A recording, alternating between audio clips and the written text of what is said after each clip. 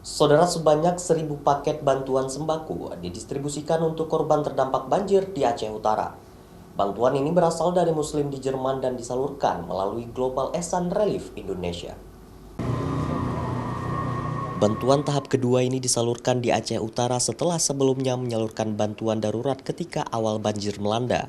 Paket sembako ini diharapkan bisa meringankan beban warga di 3 desa di Aceh Utara, yaitu Gampung Cobrek, Menasah Blang, serta Bukit Dara Baru. Bantuan sembako yang berupa beras, minyak goreng, gula, dan sejumlah bahan pokok lainnya diharapkan dapat mencukupi kebutuhan warga yang terdampak banjir di tengah pandemi COVID-19.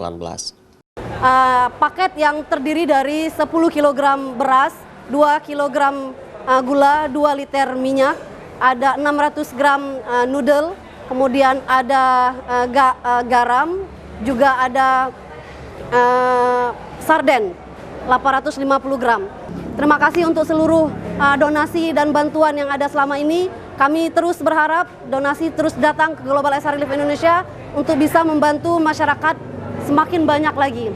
Selain pembagian sembako, Global Ehsan Relief Indonesia perwakilan Aceh juga melakukan peresmian Masjid An-Nur yang direnovasi beberapa waktu lalu, distribusi wakaf Al-Quran, distribusi makanan untuk yatim dan duafa, serta santunan untuk anak yatim. Syahril, Kompas TV, Banda Aceh.